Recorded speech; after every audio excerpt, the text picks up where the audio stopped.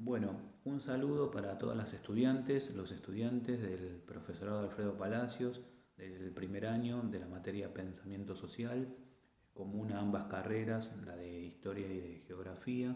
Esta es una nueva entrega, si vale el término, en función de estas estrategias que nos hemos dado para poder llevar adelante la materia en esta situación absolutamente excepcional que estamos atravesando. En este caso, como los anteriores, por cuestiones técnicas, vamos a dividir el contenido correspondiente a esta clase en dos partes.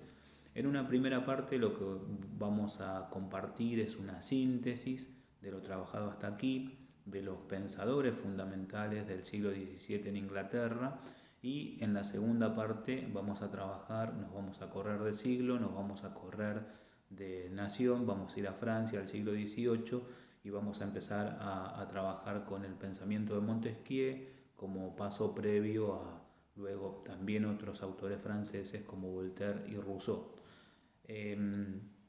Digo, la primera parte es una síntesis de lo que sería un bloque temático en sí mismo, que es el pensamiento de Hobbes y de Locke, no para reiterar lo que ya hemos trabajado, en todo caso para ver las similitudes y las diferencias entre estos autores y fundamentalmente para terminar de comprender o por lo menos intentar aportar más elementos respecto a la importancia que han tenido estos dos autores en el ámbito de la filosofía política, en el ámbito del surgimiento de lo que hoy conocemos como ciencia política. Circunscribirnos ahí, pero también desde una perspectiva más general, digamos, en el ámbito de la epistemología, en el marco de la filosofía en términos generales, de la forma de concebir las sociedades políticas, las relaciones sociales y el propio conocimiento. Así que bueno, vamos desarrollando esta primera parte. Estos autores, que nosotros los vimos obviamente por separado, aunque interrelacionados, son conocidos como naturalistas. Puede ser que ustedes los encuentren en los distintos portales o libros o donde consulten como autores naturalistas o autores de la escuela del derecho natural, o incluso también se los encuentra como contractualistas.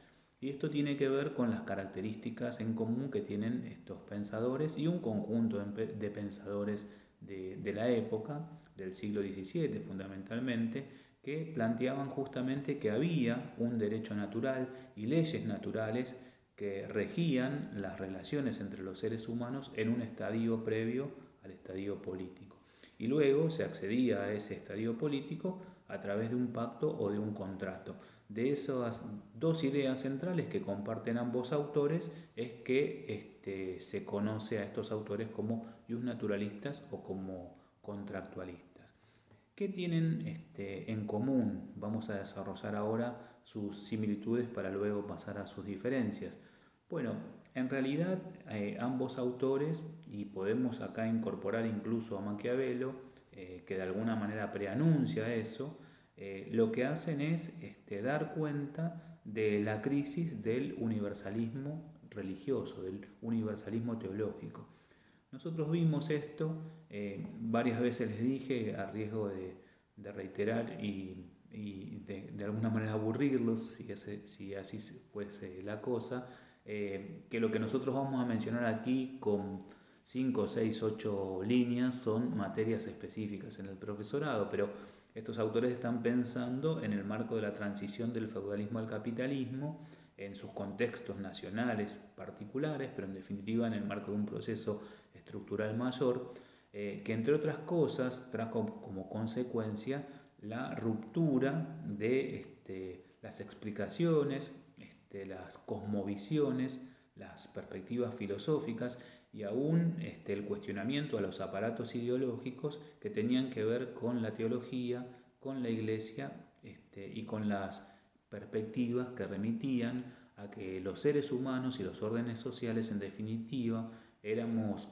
consecuencia de planes divinos que, digamos, del plan divino, no de planes divinos, que de alguna manera condicionaba nuestra permanencia en la Tierra. Entonces, si nos tocaba en suerte nacer en el marco de un estamento social, teníamos determinadas funciones que cumplir en la vida, y si nos tocaba en el marco de otro, teníamos otras funciones y en definitiva nuestro paso por la tierra ya estaba predestinado, y no había demasiado para hacer al respecto. Bueno, esto va a entrar obviamente en crisis, digamos esta perspectiva va a entrar en crisis y se va a expresar en todos los órdenes de la vida.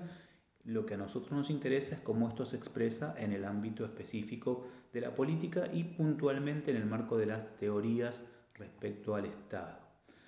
Porque en definitiva esto es lo que hacen estos autores, por lo menos en el recorte que nosotros hacemos en esta materia, lo que hacen estos autores es básicamente proponer una teoría racional del Estado, sin haber generado una ruptura definitiva con la idea de Dios, con la teología, con la religión, porque si ustedes han tenido la oportunidad ya a esta altura de leer sus textos, van a ver que hay distintas referencias y permanentes referencias a la Biblia particularmente, pero digamos a la religión en general, podríamos decir, pero sin negar la existencia del orden de lo religioso, lo que hacen es avanzar en el proceso de secularización, de escisión del pensamiento teológico religioso del pensamiento político. Entonces, el Estado se va a explicar, se va a justificar y las autoridades que se hagan cargo de esos estados se van a legitimar desde otra perspectiva. Y eso es lo que fundan estos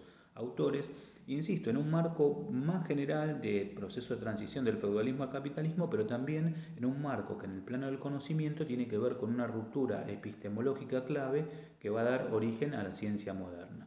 Esto también seguramente lo han visto en la materia de epistemología, han visto seguramente autores como René Descartes, como Galileo, digamos como referentes importantes de ese mismo siglo en el cual están filosofando Hobbes y Locke. De hecho tienen relación con estas teorías, las teorías galileanas, las teorías copernicanas, las teorías cartesianas, las teorías de Bacon. Digamos, ese es el contexto de ruptura en el plano del conocimiento, que insisto, seguramente lo habrán visto ya en la materia de epistemología o estarán desarrollando ese contenido.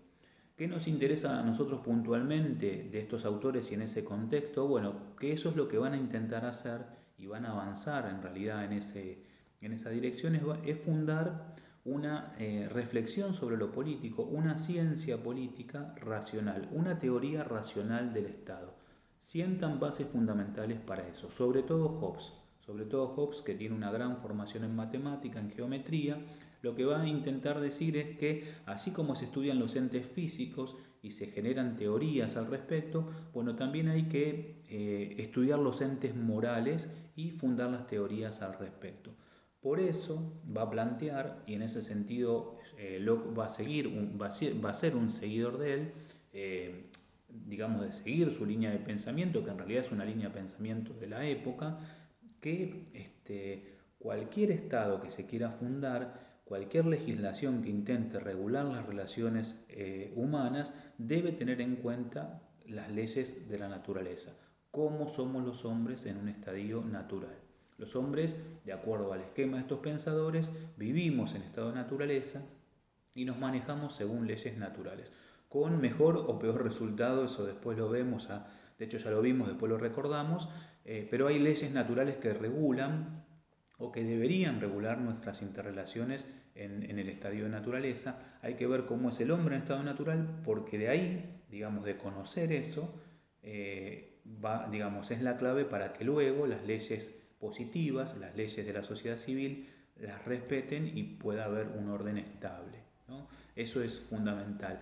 La tarea que tienen Hobbes particularmente, y Locke en ese sentido continúa en ese lineamiento, es elaborar un conocimiento que sea demostrativo, no ya interpretativo.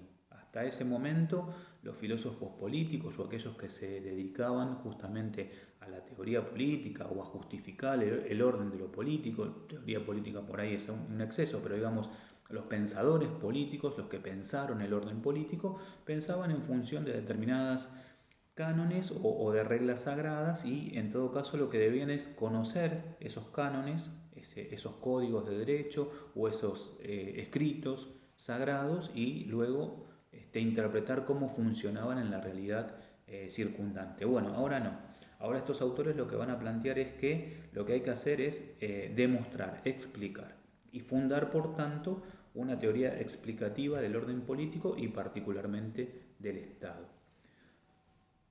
Ambos autores, y los naturalistas de la Escuela del Derecho Natural, tienen un mismo punto de partida. ¿Cuál es el punto de partida? Bueno, los hombres, como ya lo hemos visto, viven en estado de naturaleza, siendo libres, siendo iguales y siendo independientes. Luego vemos que la suerte es diferente en un caso que en el otro, pero básicamente ese es el punto de partida de su teoría.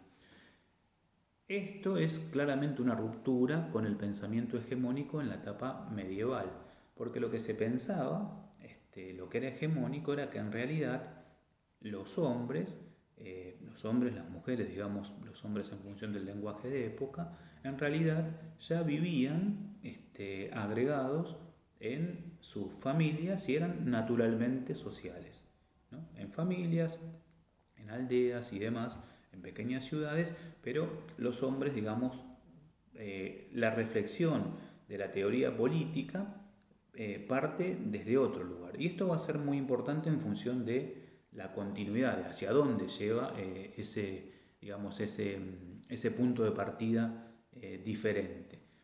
Digamos, a partir de ahí hay un modelo diferenciado. Hombres libres, iguales, independientes de estado de naturaleza que van a decidir pasar al estado político. Por distintos motivos que también conocemos, del estado de naturaleza se pasa al estado político. Y en todo caso, si por los problemas que fuesen, que los autores, tanto Hobbes como Locke, desarrollan, el orden político se desagrega, se vuelve al estado de naturaleza. Es, digamos, una situación dicotómica y cerrada. ¿Se está en estado de naturaleza o se está en estado político? El estado de naturaleza no es un estado político y el estado político no es el estado natural. Digamos, esto es claro. Es un esquema dicotómico, dos posibilidades y cerradas, mutuamente excluyentes.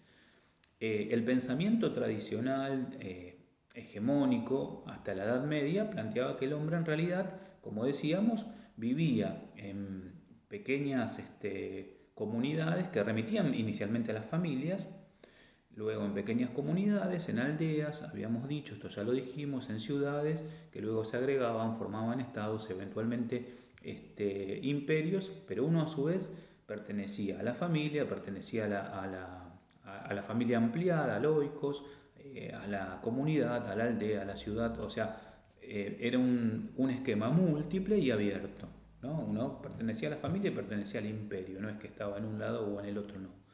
En ese sentido es un esquema conceptual múltiple y abierto. Esto en relación al modelo. ¿Cómo se pasa de un estadio a otro en ambos casos? Bueno, en el caso claramente del paso del estado de naturaleza al estado civil, ya lo dijimos, a través del pacto, ¿no? Después vemos cuáles son los motivos, pero el pasaje es a través de un pacto, a través de un contrato social.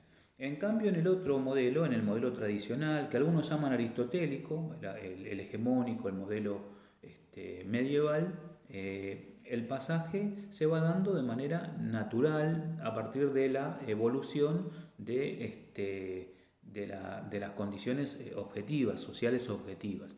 Un crecimiento de la población, un incremento en la división del trabajo, procesos de conquista, de subordinación, van haciendo que los agregados se van sumando y por otra parte hay división al interior de los mismos y tenemos finalmente estas condiciones sociales. Luego, ¿qué relación se establece entre el individuo y la sociedad? Bueno, el individuo en el primer esquema precede a la sociedad, antecede y constituye a la sociedad, en el esquema de Locke y de Hobbes, ¿no? Los individuos deciden agregarse en sociedad. En cambio, en el esquema aristotélico, tradicional, medieval, lo pueden encontrar de distintas maneras también en distintas bibliografías, en distintos sitios, en realidad la sociedad conforma a los individuos. No hay posibilidad de pensar al individuo por fuera de la sociedad. Acá hay un cambio también significativo. ¿Dónde está dada la legitimidad en cada uno de los casos? Bueno, la legitimidad digamos, de la autoridad política. La legitimidad de la autoridad política en el caso del modelo iusnaturalista, contractualista, está dada en el consenso que han prestado todos los individuos que decidieron agregarse y conformar una autoridad política. Digamos, la legitimidad la da el consenso colectivo de los individuos que se agregaron. En cambio, la legitimidad en el poder político, en el modelo tradicional, medieval, aristotélico, está dada en la propia autoridad que ejercen las distintas, digamos, que se va trasladando desde las unidades menores hasta las unidades mayores que se agregan, ¿no?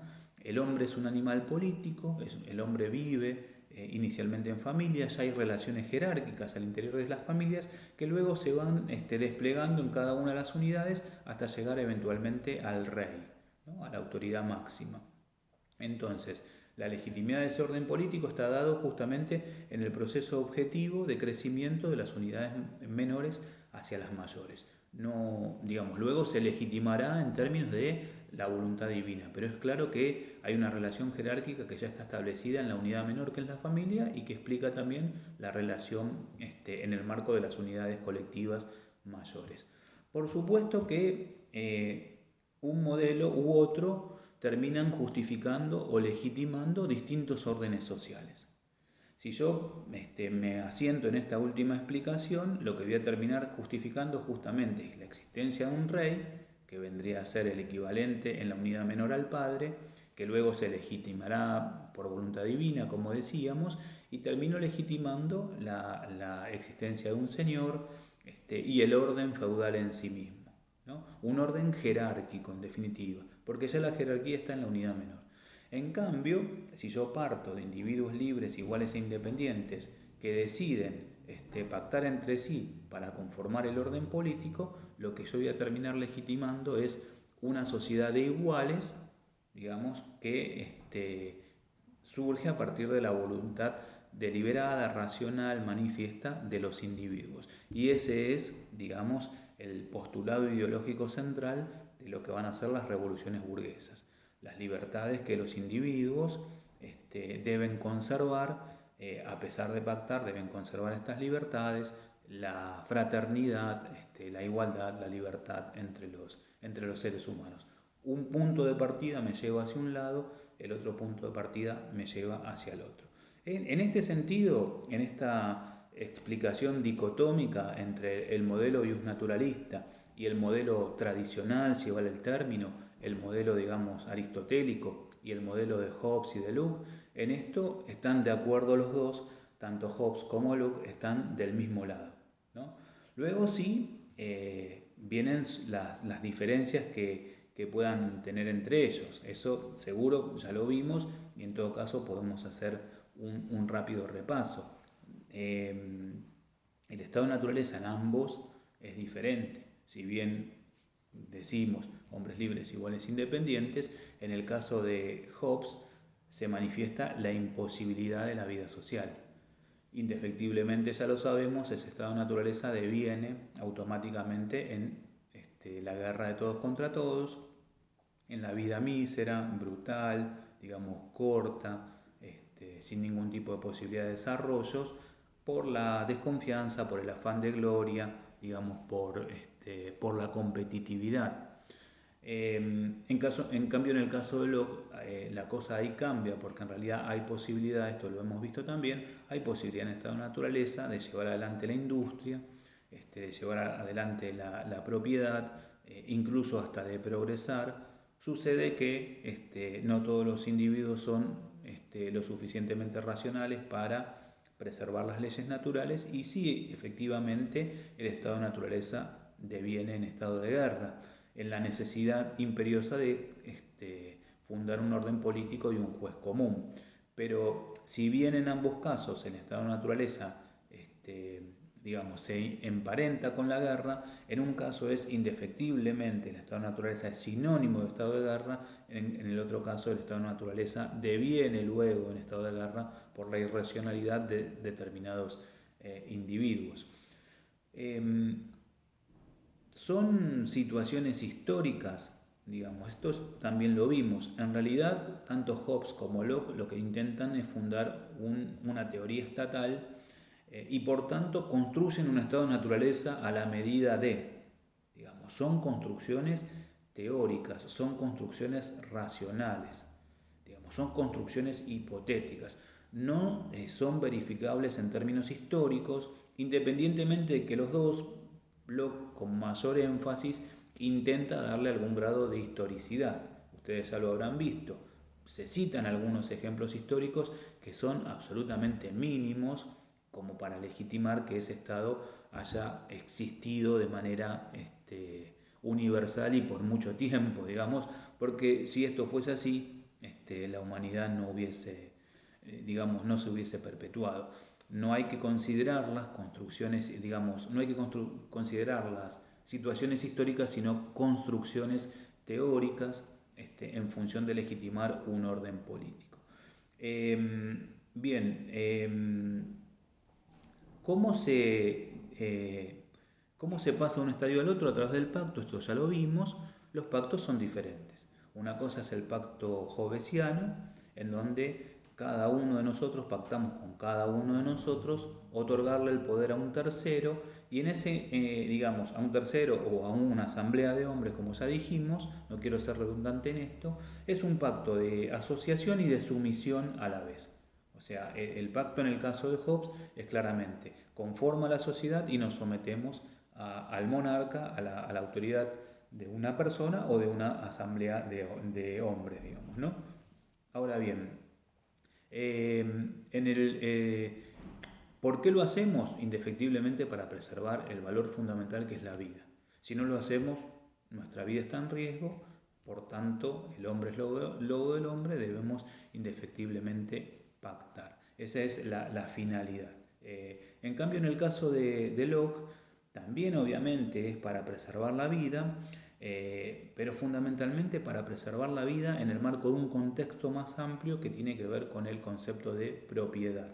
Esto lo vimos, es un capítulo clave en el segundo ensayo sobre el gobierno civil. La propiedad es posible antes en el estado de naturaleza y en todo caso el pacto es para preservar la propiedad en un sentido amplio que, como vimos, Hobbes la define en muchas ocasiones como la propia vida, la libertad y la hacienda, digamos, un concepto más amplio de propiedad. En otros se circunscribe más a nuestra conceptualización, pero aún tomando esta idea de propiedad general, en donde incluimos la hacienda, que sería lo que nosotros hoy entendemos por propiedad, se protege la propiedad, perdón, se protege la hacienda, la libertad y la vida. Para eso lo hacemos. Y también nos agregamos por voluntad racional y nos vamos a someter a la voluntad mayoritaria. De estos dos esquemas surgen también dos modelos políticos diferentes. El Estado, digamos que surge, el poder que nosotros constituimos es diferente en un caso que en el otro. En el caso de Hobbes claramente es un poder absoluto. ¿Y por qué decimos que es un poder absoluto? Porque el soberano que se erige a partir de ese pacto está por encima de las leyes, no debe cumplirlas. No debe cumplirlas. Las leyes rigen para el conjunto, pero no rigen para el soberano, para ese hombre o asamblea de hombres. En cambio, esto es absolutamente diferente en el caso de John Locke.